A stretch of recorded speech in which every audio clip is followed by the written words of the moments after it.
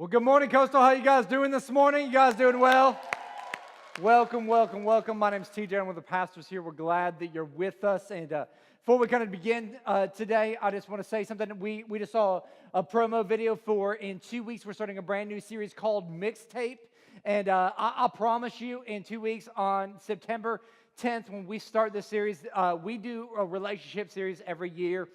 And it's probably the best thing that we do as a church. And so if you've never been here for a relationship series, I want to encourage you to be here. We pull out all the stops for that series. We got a lot of incredible things planned for it. And I've just learned that there's not a lot of things that I'm personally good at in life, but I think that one of the things that God has gifted us in as a church is how to have and how to communicate, how to have great and healthy relationships, whether you're single, whether you're married, whether you used to be married, whether you're single and want to be married, whether you don't ever want to be married, no matter what relationship status you're in, or you're married and you wish you were married to somebody else. We'll talk about that. I know that that's some of your statuses. Listen, there's something for you in this series. And so invite your friends, invite your family, invite your coworkers. I'm telling you,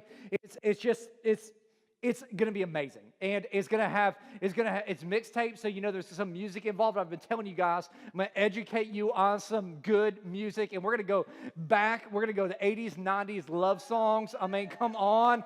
Yeah, there's a couple people that are like already excited about that. So like we were singing them pre-service. I was like giving songs in a worship team. I was, one, I'll make your dream come true.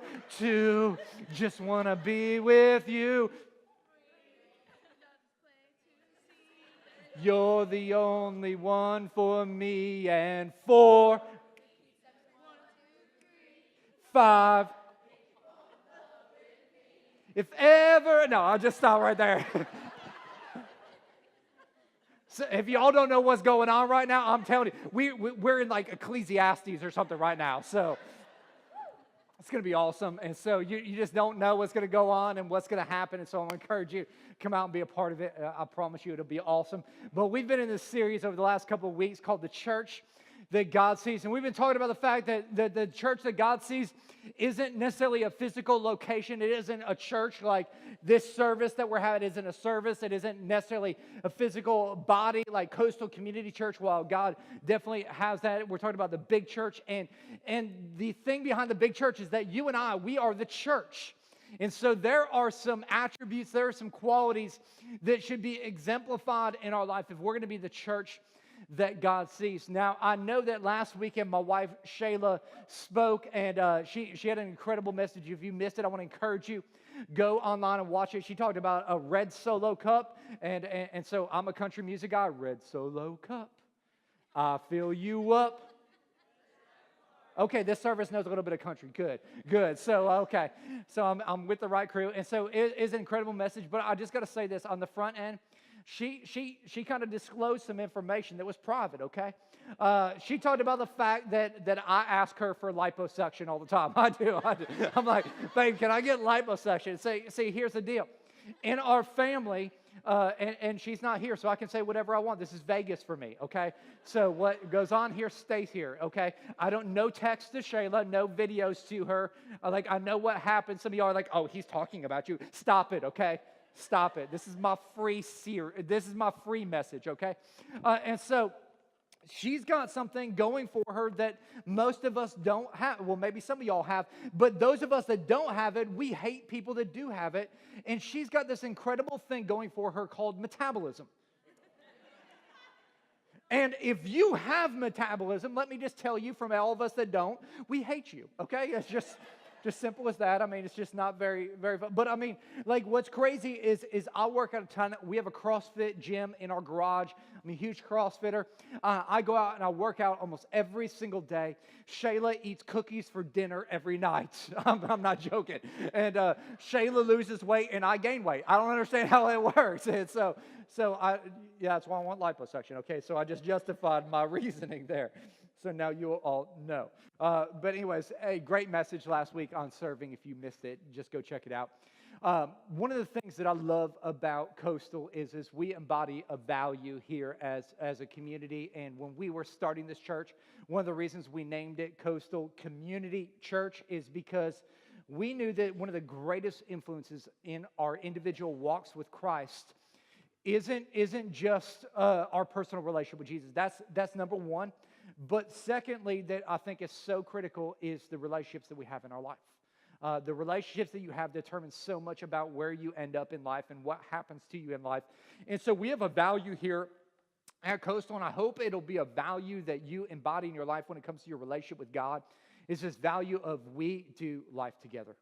And I think that every single person should have some people in their lives that are spurring them on, that are encouraging them to be closer and closer to Jesus. And so I want to talk about that, and we're going to get to that in the message today. But what I also know about each and every one of us is that I want to kick off today's message by talking about messes.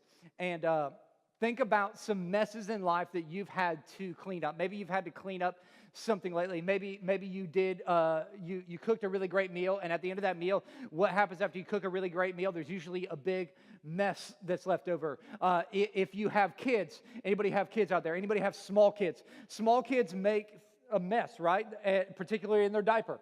There's messes that are out there that have got to be cleaned up. We all deal with messes when they come up in our lives, and we deal with them in different ways. All of us have different reactions to the messes that we face. Like recently, we have a Great Dane puppy, and he's 9 months old, and his name is Preacher. And Preacher, at night, we put him in a crate. And I know some people are like, oh, you don't love your animal. Listen, my crate for my dog is bigger than my bedroom, okay? It's like, it is the largest thing ever, and it fits in our laundry room. It's all the way in the back of our laundry room. Cleared everything out to put this huge crate in there for Preacher's home. And so we put him in there every single night. We put this sheet over there, so it's like he's got privacy. You know, you need privacy at night. And so put him in there, and I wake up really early in the morning. I love the early time in the morning, spend some time with Jesus. And I remember walking into the laundry room, opening up the door, and there was an aroma in the laundry room that didn't smell like, like Tide or one of the other fabric softeners that are out there. And so I walked in, and I was like, man, what does that smell? And I walked over to the Preacher's cage, and I lifted up the sheet. And as I lifted up the sheet, I realized that during the middle of the night, for the first time ever, Preacher had an accident. And he didn't have an accident, he had an actual explosion. Now, I don't know if you know what a Great Dane is, but it isn't some like little small dog, that poops pellets. It is like a mini horse. And so during the middle of the night, apparently Preacher had an upset stomach. And so he didn't know what to do. And so when it kind of started to happen for him, he started spinning in his cage, apparently. Yeah, you can imagine. I lift up this cage, and there is poop everywhere. I mean, like, there's poop all over. He's laying in it. He's just looking at me like there's literally poop on his nose. Like, y'all are sad about the dog. I had to clean that crap up, okay? Like, literal crap.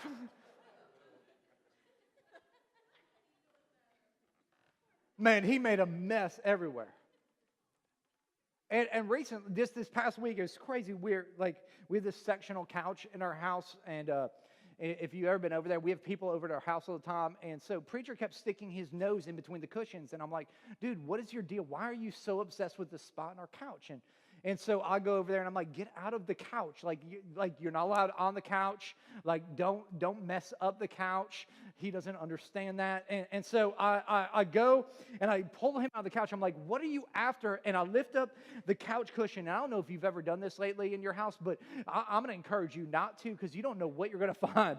I lift up our couch cushion, and literally I find like a petrified cheese sandwich underneath our couch cushion. And immediately my first thought is that Josh's kids left that there. Like, that was my first thought, because he's got some younger kids, and I was like, oh, they don't eat gluten, so it couldn't have been that, and they wouldn't have been eating a cheese sandwich. And so I figured it's somebody else's kids, because who else sticks like a cheese sandwich half-eaten underneath the couch cushion? And And so I'm like, man, what else is under? Now I know why preachers so adamant about this spot. There's a snack there. And so I start lifting up the couch cushions, and I'm finding M&Ms. I'm finding broken like cookies, and I find like an old message that I'd preached somehow, like stuck underneath the couch. And as I'm doing this, I'm finding all of this stuff that is a mess underneath the couch, and man, that had just sunk into the cracks. And I'd been totally unaware of it. I've been sitting on this stuff for months. Yeah, y'all are laughing, but here's the deal. I want to flip the cushions up on your life today a little bit. Because I think that there are some things that have probably seeped underneath the surface of your life that you're completely unaware of right now, that are just lurking beneath, that have been sitting there for a while, that have maybe been petrifying, that have maybe just been hanging out and just gathering in our hearts and in our lives, because whether we realize it or not, those hurts, those memories, our past, they kind of lie beneath the surface, and they hold us back a lot of times from experiencing true freedom in our lives. And I think that there's a lot of us that are in this room there, we are carrying burdens that are way too heavy for us, that we were never meant to carry. I think a lot of us were carrying some shame and some guilt that we were never designed to carry. Some of us are carrying some unforgiveness in our hearts and in our lives that maybe we've forgotten about, but yet it rears its ugly head every once in a while. And there's some of us that are worn out by life, and I don't think that that is the way that God ever designed you and I to live out our life. And I believe that God wants to set us free and see us healed and sweep that junk out from our lives. But in order to get rid of the junk in our lives, we have to realize that there is some junk in our lives. We have to recognize, we have to become aware of the problems that are beneath the surface. And we're going to be looking in Matthew chapter 8 here today. If you want to turn in your Bible to Matthew chapter 8, if you don't have a Bible, you can look in your worship guide, or you can take a look on the screen. All the notes will be up there. But Matthew chapter 8, we're going to be looking at the story. Let me give you some background of what's happening. Jesus has just finished preaching probably the best message of his life. It's called the Sermon on the Mount. It's Matthew chapter 5, 6, and 7. And so he's broken off this incredible teaching, talking about the problems that people are dealing with and how to solve life's problems. And everybody thinks it's an exterior thing. But the overarching theme of the Sermon on the Mount is that Jesus isn't necessarily concerned with the exterior. What he's concerned is with the interior. And what he's concerned about, the thing that keeps jacking up our lives, is not our things or not our outside circumstances, but it's the thing that's inside of us. It's our heart. And he's saying, hey, I want to dig a little bit deeper. And I want to look at your heart and do something about that. And people were blown away by his teaching. They're like, I cannot believe this guy, what he's saying. Like, he's hitting the nail on the head. And so they're blown away. And they're trying to become aware of what's going on in their lives. And so in Matthew chapter 8, verse 1, it says this: large crowds followed Jesus as he came down the mountainside. Suddenly a man with leprosy approached him and knelt before him. Lord, the man said, if you are willing, you can heal me and make me clean. If you're taking notes today, the first thing that you and I have got to recognize is that we've got to recognize and bring our mess to Jesus. Some messes in life are extremely obvious. It's obvious what the problem is, what's going down, why things are not working out. If I was driving down the road and I realized, man, my car's not running correctly, and I pull over to the side of the road and I pop my hood and I see this, pretty good idea of what's wrong with my car. Now, anybody else out there going to freak out if they find a 16-foot snake in their engine? Yeah, like I would freak out. But I'd also know that probably the reason I'm not running all 8 cylinders right now is because there's a 16-foot python in my engine. It doesn't take a genius. It doesn't take somebody that's super aware to figure that out. But I realize that today in our society, like, school is difficult, and it's hard to know exactly what we're supposed to be learning today, especially when there's signs out there that look like this.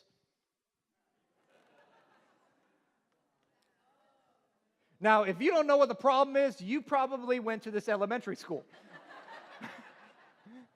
Because they're having a literacy night. I'm not really sure what a literacy night is, but I hope that we have a literacy night. We teach kids to read and to write. That would be an important element. People are taking pictures of that. You're not going to believe this, Mom. It's very aware of the problem. Like, you can look at that and go, oh, I see what the problem is. Some of you guys having some struggles with your computer. I understand I'm not a computer guy, but if you were to open up your computer and it looks like this, there's a pretty good reason your hard drive is not working. The mouse got fried.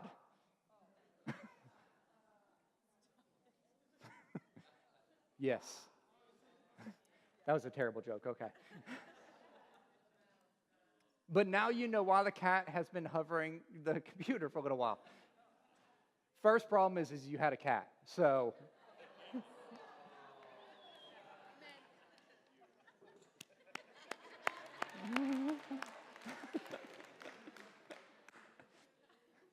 sorry, I just had to do it. This man, though, he had an obvious problem. Everybody's super aware of what's going on. This man has this disease called leprosy. And leprosy affected your entire life. You would have all kinds of sores on your body. In fact, it was so destructive that it would literally eat away and fingers and limbs would fall off. And so everybody was physically aware of what was wrong with this man, but he also had some things under the surface that maybe other people didn't see, like shame. He's ashamed of his situation everywhere he walked. I don't know if you understand Jewish law or not, but Jewish law stated that a person that had leprosy literally had to stay 6 feet away from other people. That was the law. And anytime he would walk anywhere near a crowd, he would have to shout out, unclean, unclean, unclean. It'd be like me having to walk around and shout out, I'm fat, I want lipo.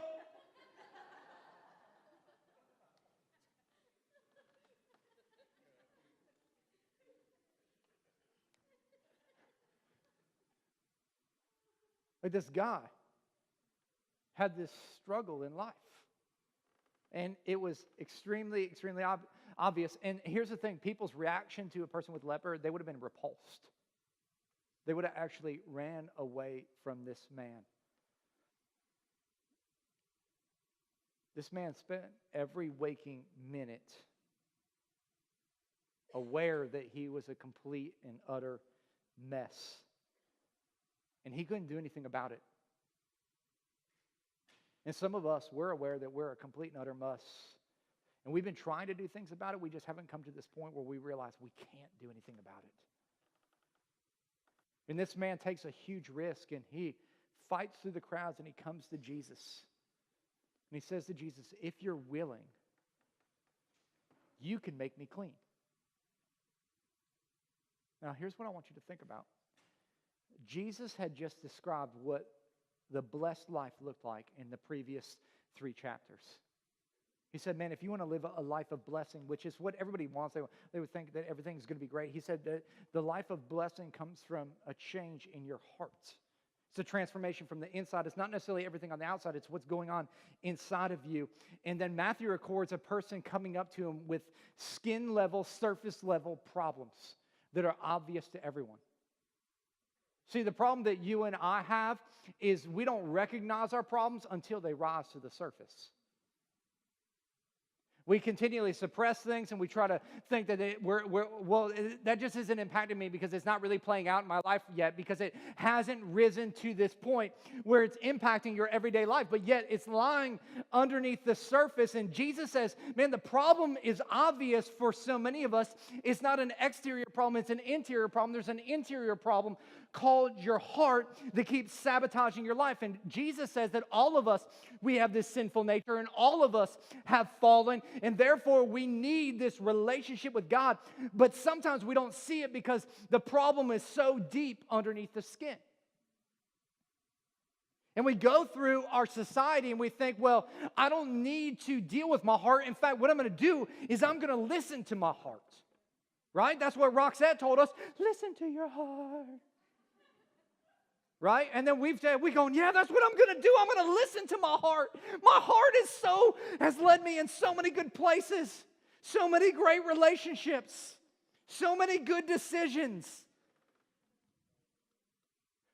And everybody that's listening to their heart is shaking their head, no, last time I checked, that screwed up my life. Some of you guys are like, no, we're supposed to listen to your heart. No, the Bible tells us that our heart is deceptive above all else and wicked in all of its ways. And it isn't just the Bible that says this. I mean, science and psychology say this. In fact, Dr. Dan Gilbert, who's a psychology professor at Harvard, he says he studies happiness, and he says this. He's concluded that human beings are horrible at choosing their way to happiness, mostly because choices we make are so non-rational. Whenever we try to go after good things, we are horrible at estimating our chances of getting it, and even worse, at estimating the happiness it will bring.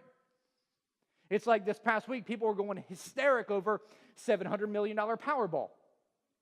People started planning their lives off that $700 million Powerball. Your chances of getting the Powerball are about 1 in every American. Literally, it's 1 in 292 million, and there's like 323 million of us.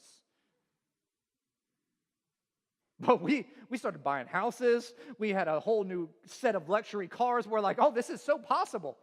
And I'm going to be so happy, except if you watch those shows of people who win the lottery, they're usually destitute and broke because they never learn financial principles on the front end of life. So when you get blessed with a whole bunch of life, you just screw it all up anyways. That's why you should go get Financial Peace Connect Group. Just plug in right there. He says there's some really interesting things. Like most adults don't have any idea why they make decisions. But they will make something up when asked about it. Like, Jasmine, why did you do that? Jasmine will go, well, it felt good. If you ask a child why they did something, what do they say? I don't know. Why? Because they're not following their heart yet, because they don't know. But we deceive ourselves. In fact, he says this. He goes, what's so curious about human beings is that we can look deeply into the future and foresee disaster and still do nothing in the present to stop it. The majority of people on this planet, they're overwhelmed with concerns about their immediate well-being. And culture tells us, listen to your heart. And Dr. Gilbert would say, and Jesus would say, that's like the blind leading the blind. It's jacking up our lives. That's why we need to start coming to Jesus with our mess. And I realize that some of us don't even know our mess yet, but that's why we take scriptures like Psalm 139, 23 and 24, where David says, search me, O God, and know my heart. Test me and know my anxious thoughts.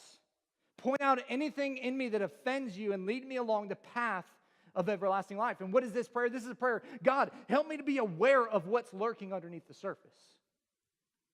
Help me be aware and flip some cushions over in my life to recognize the problems that are happening that I have yet to realize, because there are decisions that I'm making today that are based on past hurts and relationships of yesterday that I've not dealt with that are sabotaging my tomorrow.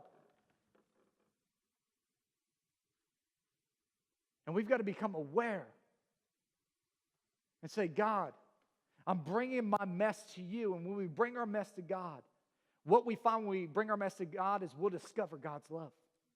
Because if you're taking notes, number 2, Jesus, we have to realize that Jesus is willing.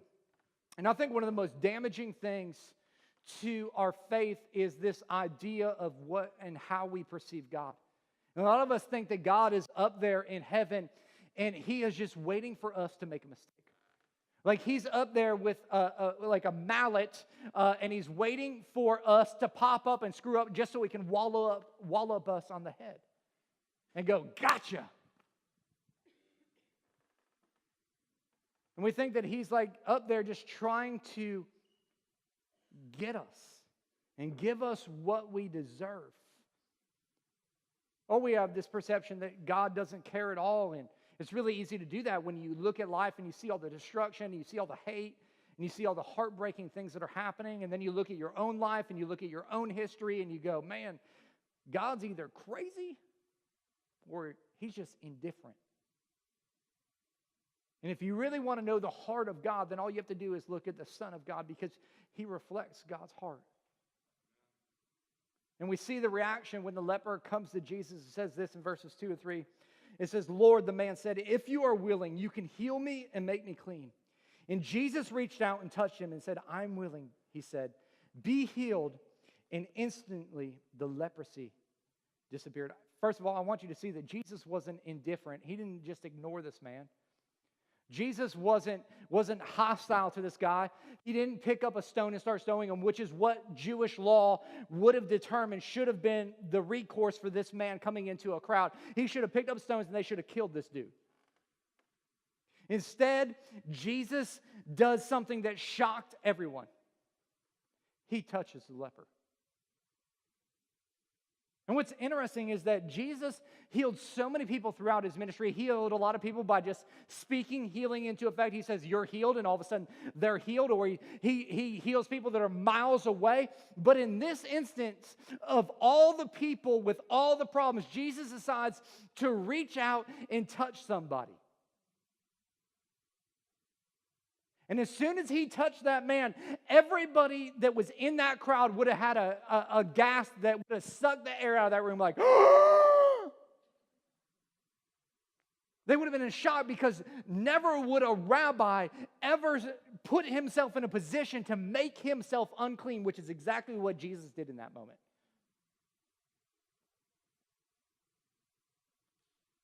He does the unthinkable and touches the untouchable. Think about it from the perspective of that guy. That guy had been a leper. He'd probably never been touched in years.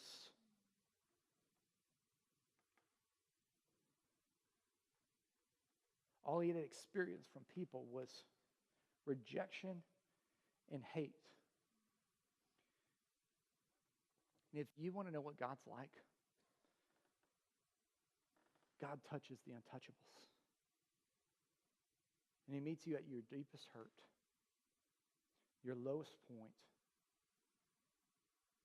your most painful moments, the moments you don't want to share with anybody else, and he embraces them with love. Because that's who God is. He doesn't want to smite you or destroy you. He wants to heal you. After he touches them, Jesus says, I am willing. If you've ever wondered if God is willing to set your heart right, here's your answer. It says, I am willing. In fact, that word willing is actually translated as the word desire. It means, I desire. And I think God's desire is to help you in the most powerful way possible. Not to just heal your problems, but take care of the source of all of your problems, your heart. So if you've ever wondered if God is ready for you, if you've ever wondered, God, can you forgive everything that I've done? Jesus is saying, I'm willing. If you've ever wondered if God can take care of the hurt and the pain that you've experienced, Jesus is saying, I'm willing. If you've wondered if God can rescue your kids that have run away, Jesus is saying, I'm willing. If you're wondering if your marriage can be restored today, God's saying, I'm willing. I'm willing. But the question is are you willing to bring it to Jesus? That's the bigger question, because Jesus is like, I'm willing. The question is are you willing to flip some cushions and go, Jesus, I don't really know what all this is, but I need to bring it to you today. I need to deal with some of these things. And he came to give us a new heart and give us new life, but it starts with us bringing our mess to him and being willing to give it to him. When we're willing to do that, number 3, if you're taking notes, what we'll begin to do is we'll begin to walk in freedom. In verse 4 it says, and Jesus said this to him, don't tell anyone about this. Instead, go to the priest and let him examine you. Take along the offering required in the law of Moses for those who have been healed of leprosy. This will be a public testimony that you have been cleansed. And so this guy's biggest gamble has paid off in the biggest way in his life. Bigger than he could imagine. I'm sure in this moment, like, you could not contain his excitement. He was ready to just go hug every single person, ready to give some high fives. He's just ready to embrace life. because the world has just opened up to him. It's like a whole new world. I'm just into songs today. I don't know what the deal is. And I can't sing worth a squat, but I like it anyways. He now has the opportunity to walk into freedom. And in our lives, when we bring our message to Jesus, we realize that Jesus is willing to heal and forgive and help. Then we're empowered to walk in this freedom.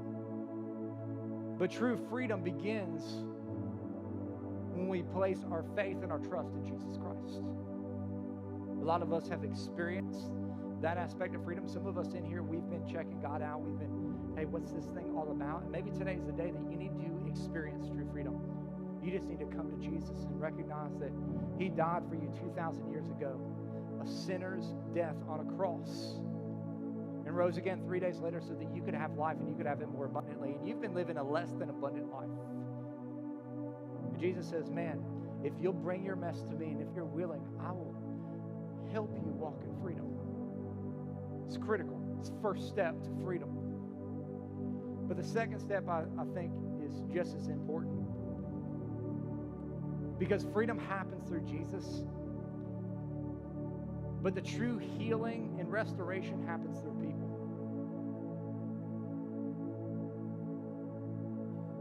James 5:16 says this, confess your sins one to another so that you may be healed.